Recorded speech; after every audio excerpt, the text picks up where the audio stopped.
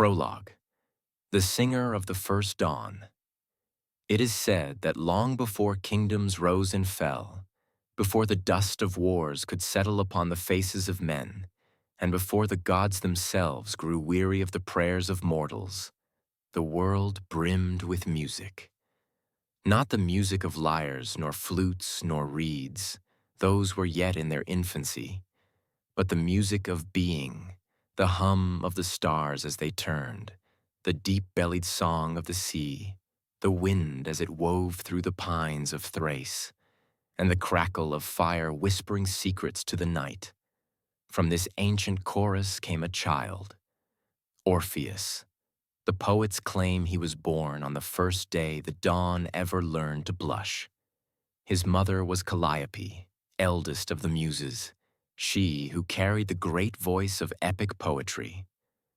His father, some said, was the king Eurydice.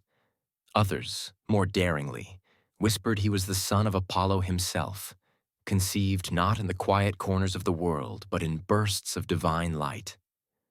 Whatever the truth, the child was marked. Before he could speak, he sang. And when he did speak, the world leaned closer to listen. Chapter 1. A song that tamed the wild Orpheus grew swiftly, as children of favored stock often did. Yet there was nothing hurried or careless about him. He was a boy who watched the world as one might study a score of music, listening for subtleties, aware of undertones others never heard. The forest creatures, shy and skittish around most men, followed him as though he were drawing them along invisible threads. Deer approached him with unblinking eyes. Foxes curled at his feet. Wolves softened their growls into whines of camaraderie. Even the stones beneath his sandals seemed to warm beneath him. His first lyre was a gift. Apollo himself descended from the heights of Olympus, bearing an instrument strung with silver light. Orpheus, still only a youth, bowed low, but Apollo raised him with a touch on the shoulder. "You will play not just for men," said the god, "but for the living world, and for what lies beyond it." And Orpheus played. He played until the rivers stilled their currents to listen. He played until the mountains bent their heads. He played until the winds forgot their courses. He played until night and day seemed to merge into one eternal moment of song. But for all his talent and fame, Orpheus was gentle. Not for him the pride of heroes or the thirst for glory. He desired little, a quiet life, a chance to see his music stitched into the fabric of the seasons. And then he saw her. Chapter 2. Eurydice in the Meadow. It was a day unremarkable except for its stillness, the kind of day where the sun seems suspended on golden threads and the air tastes faintly of honey. Orpheus wandered into a meadow bursting with the fragrance of wild thyme and river mint, and there, among the swaying grasses, he saw her. Eurydice. Her hair was dark as the soil after rain, her eyes the tender green of new leaves. She moved barefoot, her steps light, almost shy, as though she feared to bruise the earth. She wore no crown, no jewels, yet Orpheus would later say she was adorned in something rarer. Quiet joy, the kind that shines from those who love the world without seeking to shape it. She smiled at him, and the world changed. It was not dramatic, not like lightning split in the sky or the earth trembling beneath mighty feet. It was subtle, like a chord resolving after many measures of tension. Orpheus felt it. So did Eurydice. He did not speak at first. Instead, he lifted his lyre and played. The song was hesitant, then bold, trembling, then resolute. It was a melody discovering itself even as it unfolded, as if both musician and music were confessing something they had never dared to say before. Eurydice listened. When he finished, she laughed softly and sat in the grass beside him. I have never heard anything so beautiful, she said. I only played what I saw, Orpheus replied, and what I felt in seeing it. They spoke until the sun hung low and the cicadas began to sing their evening hymns.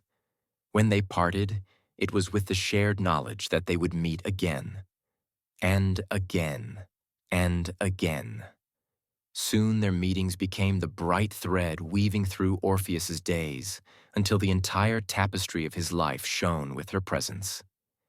He was known throughout Thrace, throughout Greece, even across the sea as the master musician.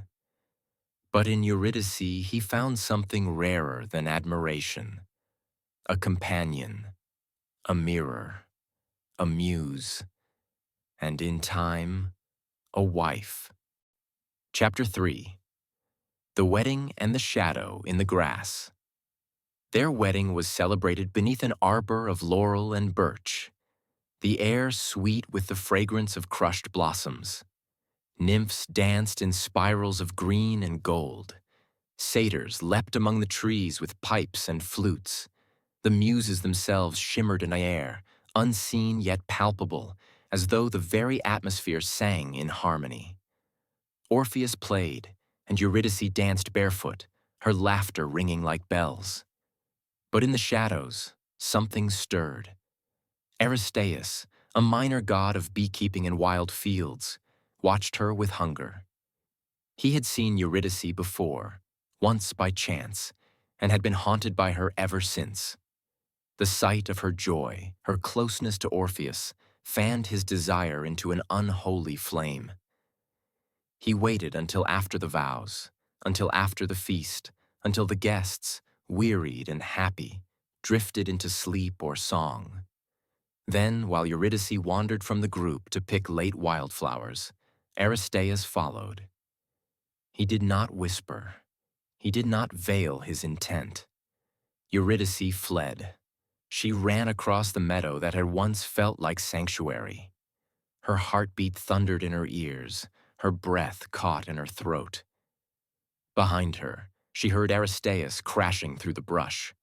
She ran and stepped on a serpent hidden in the grass. The snake struck with the fatal precision of a god's decree. A cry rose in Eurydice's throat, but it was trapped there, unable to escape. She fell, her eyes wide, her limbs trembling. The poison swept through her veins like winter. She whispered Orpheus's name once, only once. By the time he found her, drawn by a terror he could not explain, the world had already gone still around her. Orpheus fell to his knees. He took her in his arms, and the skies darkened. Chapter 4. The Silence After the Song. There are moments in life when grief grows too large for tears, too vast for trembling hands, too deep for wailing cries. It becomes a void, a vacuum that pulls every thought, every breath, every memory inward and crushes it into dust. Orpheus fell into that void. He withdrew from the world. His lyre, once a companion, lay untouched. His voice, once a second heartbeat to the land itself, fell silent. The creatures that had once gathered near him crept away, unsettled by his stillness. The muses came to him, their steps light, their faces heavy. "Come back, my son," Calliope whispered, touching his hair. But Orpheus did not move. For days, perhaps weeks, he sat at Eurydice's grave. He touched the earth. He sang nothing. Until one night, when the moon rose blood-red and the wind carried the chill of unseen places, Orpheus lifted his lyre. His fingers trembled. Then they steadied, and he played. The song was nothing like his earlier works. It was raw, hollow, infinite. It was grief made sound, a lamentation that pierced the heavens and stirred even the indifferent air of Olympus. The gods paused. The stars wept, and in the depths of the earth, where shadows held dominion, something stirred. Orpheus stood. He knew what he must do. Chapter 5. Descent, The entrance to the underworld is not in one place. It is in all places, in the silent corners of forests, in the caverns where no light reaches, in the abandoned ruins where echoes linger too long. Orpheus walked until he found one such place, a cave that breathed cold air as though exhaling the secrets of the dead. Its mouth was jagged, its interior black as oblivion. He stepped inside. The path descended sharply. He felt the temperature drop, felt the weight of the living world fall away like a cloak being shed. His lyre was slung across his back, warm against him, as though sensing the danger ahead. Hours passed. Time lost its meaning. The shadows thickened, crowding around him like living things. He heard whispers, the kind that are not spoken, but remembered long after the speaker is gone. And then at last, he reached the banks of the river Styx. The waters were black glass, no ripples, no current, just the stillness of eternity. Upon its surface drifted the faint outlines of souls, pale and silent, their forms dissolving like breath on a mirror. And there, guiding a small, creaking ferry, stood Charon. The ferryman's face was hidden in a hood, but his eyes glowed faintly, a dull silver, like coins half buried in ash. When he saw Orpheus, he lifted his lantern. "No living man crosses," Charon said, his voice hollow. Orpheus said nothing. Instead, he raised his lyre and played. The notes floated over the Styx like lanterns on dark water. They carried warmth into a place where warmth had no business. They carried memory into a realm where memory was a burden. They carried longing, the kind that makes the heart twist painfully even after death. Charon trembled. "Enough," he whispered. "Enough. Board the boat." Orpheus stepped in. The ferry drifted forward, the oar dipping soundlessly. The dead moved aside, some raising faceless heads as if to listen, others stretching, drawn by the life that pulsed within his music. But Orpheus did not fear them. He played on. Chapter 6. Cerberus and the Gates. Beyond the river lay a land of ashen hills and crumbling earth. No wind blew there, no stars shone. The air tasted stale, as though it had been breathed too many times. And there, guarding the gates of the underworld, crouched Cerberus, the three-headed hound of Hades. He was monstrous, towering, each head armed with fangs long as daggers. Chains of iron coiled around his limbs, though none seemed strong enough to restrain him if he chose to lunge. The beast growled, three voices blending into one thunderous warning. Orpheus did not stop. He walked forward, his heart steady. Cerberus roared, and Orpheus began to play. It was a lullaby, simple, soft, the kind of tune one might hum to a child trembling in the dark. It flowed gently through the air, brushing against Cerberus's fury with the softness of falling petals. The first head lowered, eyes drooping. The second whined, confused. The third gave one last defiant bark before its jaw slackened, its massive form curling onto the ground. Within moments, the monstrous guardian slept.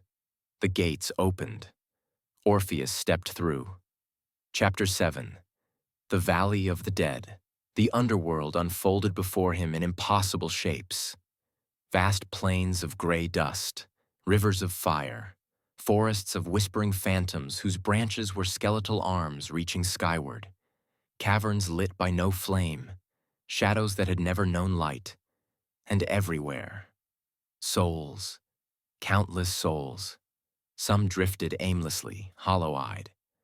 Others clung to memories that carried no warmth. Others sang fragments of songs they had loved in life, their voices thin and cracked. When Orpheus played his lyre, they gathered around him, forming a silent procession. Some reached for him, some fell to their knees, Some simply rested their heads as though exhausted from centuries of wandering. But Orpheus walked on. He did not come to heal the dead. He came to reclaim the living. Chapter 8. The Palace of Hades and Persephone. At the heart of the underworld rose the palace of Hades and Persephone, carved from obsidian and shadow. Its towers stretched upward like claws. Flames flickered in sconces along the walls, though the fire gave off no heat. Inside the throne room, Hades sat upon a seat of black stone, his face stern and unreadable. His crown was a ring of iron thorns. His eyes were the color of deep midnight. At his side sat Persephone, queen of the dead, her beauty muted by sorrow but unmistakable. When Orpheus entered, the shadows recoiled from him as though recognizing something they could not claim. Persephone leaned forward. Hades raised a hand. "Why does a living man walk the halls of my realm?" the god demanded. Orpheus bowed deeply. Then he spoke. "I come for my wife. I come for Eurydice." Hades' expression did not change. "She is dead." "So am I," Orpheus replied softly, "or near enough." He lifted his lyre. "Let my music speak for me." And he played. The song. It began as a whisper. Then it grew. The throne room dissolved around them.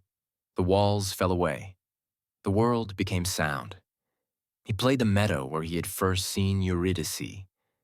He played the rustle of her footsteps in the grass. He played her laughter, her shy smile, the warmth of her hand in his, the scent of wildflowers tangled in her hair. He played the day of their wedding, the explosion of joy, the blessings of the muses. Then, the turning point.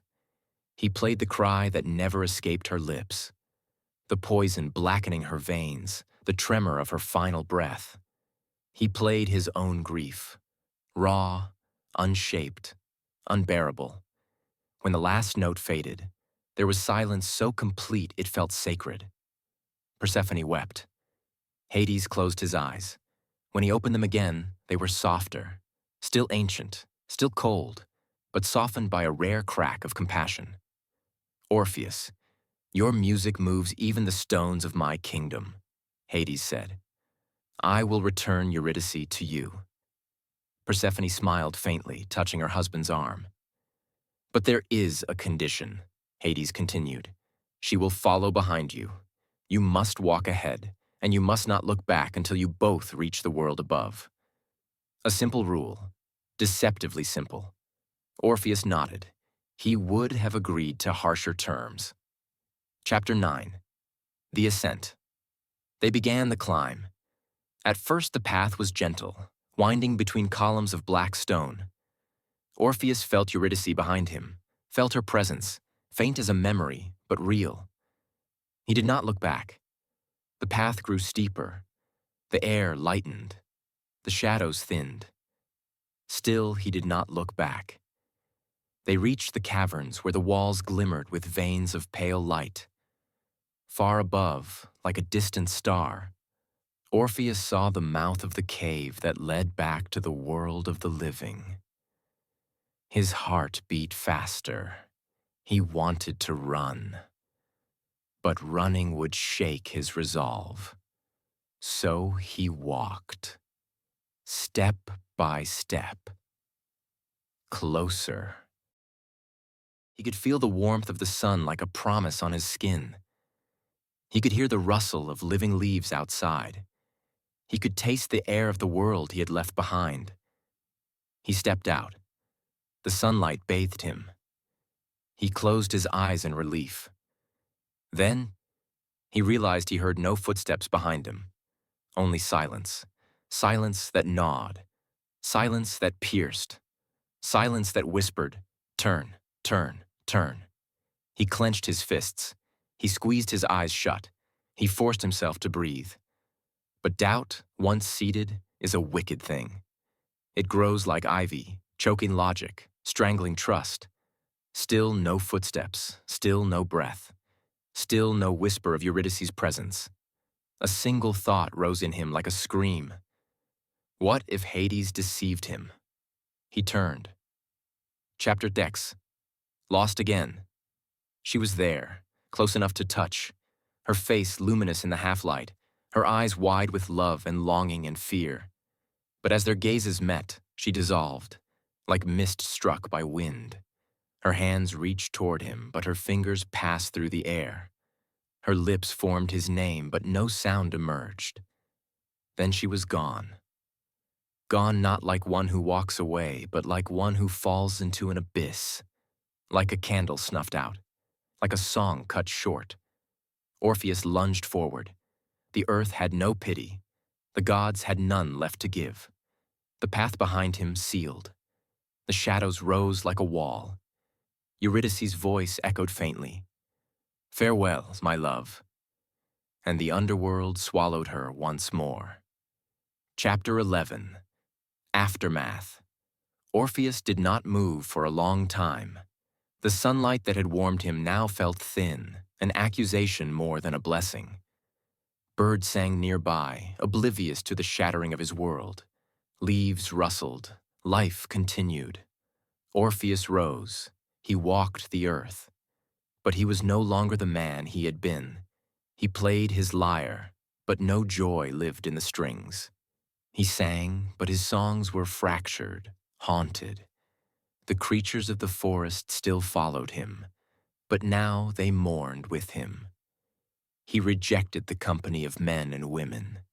He rejected the advances of admirers.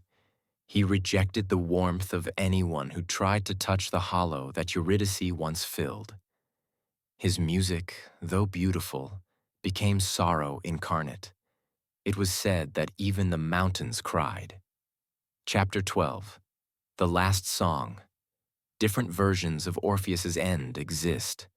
Some say he wandered until he faded, becoming one with the music he loved. Others say the Maenads, frenzied and furious that he rejected their worship, tore him apart. But even as his body fell, his severed head and his lyre floated down the river, still singing her name. Some say Apollo took the lyre into the heavens, placing it among the stars where it still shines as the constellation Lyra. But the oldest telling, whispered by poets, guarded by muses, says this, that when Orpheus died, his soul descended once more into the underworld. The shadows parted. The dead ceased their wanderings. Cerberus lifted his heads, sniffing the air as though recognizing an old friend. And there, in a meadow of asphodel, bathed in the soft glow of eternal twilight, stood Eurydice. She smiled, and Orpheus at last walked to her, without fear of losing her again. They embraced, and in the quiet realm of the dead, a new music began. Not a lament, not a plea, but a reunion. Epilogue. The echo of their song, even now, their tale lingers in the world, in the rustling of leaves at dusk, in the hush before dawn, in the tremble of a lover's voice, and in every song that mourns, every melody that yearns, every chord that speaks of loss and hope intertwined. You can hear the echo of Orpheus and Eurydice. For theirs is not merely a story of love lost. It is the story of love pursued beyond all reason. Love that challenges gods. Love that falls and rises and falls again, yet never truly dies.